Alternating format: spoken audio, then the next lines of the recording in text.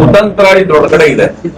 ಆ ಬೆದರಿಸುವಂತಹ ಮನಸ್ಥಿತಿ ಎಲ್ಲಿಂದ ಬಂದಿದೆ ಡಿ ಕೆ ಶಿವಕುಮಾರ್ ಅವ್ರಿಗೆ ಅಂದ್ರೆ ಅವರ ಪೂರ್ವಾಶ್ರಮದ ಮನಸ್ಥಿತಿ ಜ್ಞಾಪಕ ಬಂದಿದೆ. ಬಾಗಲಕೋಟೆ ಜಿಲ್ಲೆಯ ಜನ ಶಾಂತಿ ಪ್ರಿಯರು, ಇಲ್ಲಿ ಅಶಾಂತಿಯನ್ನ ಸೃಷ್ಟಿ ಮಾಡೋದನ್ನ ವಿರೋಧಿಸ್ತಾರೆ ಜನ. ಹಾಗಾಗಿ ನಿಮ್ಮ ಪೂರ್ವಾಶ್ರಮ ಇದೆಯಲ್ಲ ಅದನ್ನ ಬೆಂಗಳೂರಲ್ಲಿ ಕನಕಪುರದಲ್ಲಿ ಇಟ್ಕೊಳ್ಳಿ, ಇಲ್ಲಿ ನಡೆಯಲ್ಲ. ಇಲ್ಲಿ ಪ್ರಜಾಸತ್ತಾತ್ಮಕವಾಗಿ ಚುನಾವಣೆಗಳು ನಡೀತಾ ಇದೆ, ಜನ ಜಾಗೃತರಾಗ್ತಾ ಇದ್ದಾರೆ.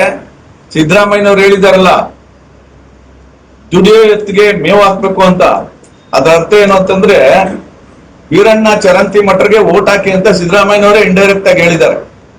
ಹಾಗಾಗಿ ಶಾಂತಿಯುತ ಮತದಾನ ಆಗುತ್ತೆ, ನಿಮ್ಮ ಈ ಗೂಂಡಾ ಪ್ರವೃತ್ತಿ ನಡೆಯಲ್ಲ. ಎರಡನೇದು, ಇಲ್ಲಿನ ನಮ್ಮ ರಾಜ್ಯದ ಉಸ್ತುವಾರಿಗಳು ಯಾರವರು, ಸುರ್ಜೇವಾಲ್ ಅವರು ಬಿಜೆಪಿಯವರು ಜೇಬುಗಳ್ಳರು ಅಂತ ಹೇಳಿದ್ದಾರೆ. ಕಳೆದ 3 ವರ್ಷಗಳಿಂದ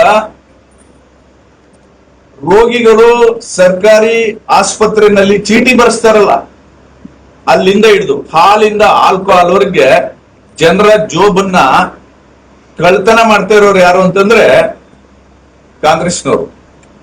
ಇದು ಜನಜನಿತ. ಎರಡನೇದು, ಇವರು ಕೇವಲ ಜೋಬ್ಗಳರಲ್ಲ ಕಾಂಗ್ರೆಸ್ನವರು, ಇವರು ದರೋಡೆಕೋರರು. ಎಂತ ದರೋಡೆಕೋರರು ಅಂದ್ರೆ ಹಗಲು ದರೋಡೆಕೋರರು.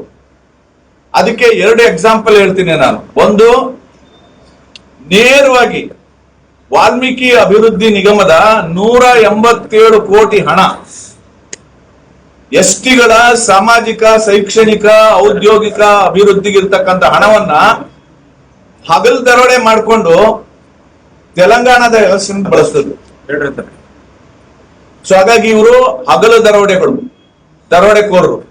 ಮತ್ತೆ ವಿಶೇಷ ಘಟಕ ಯೋಜನೆ, ಬುಡಕಟ್ಟು ಉಪಯೋಜನೆಯ 53,000 ಕೋಟಿ ಹಣವನ್ನ ಲೂಟಿ ಮಾಡ್ಕೊಂಡಿದ್ದಾರೆ.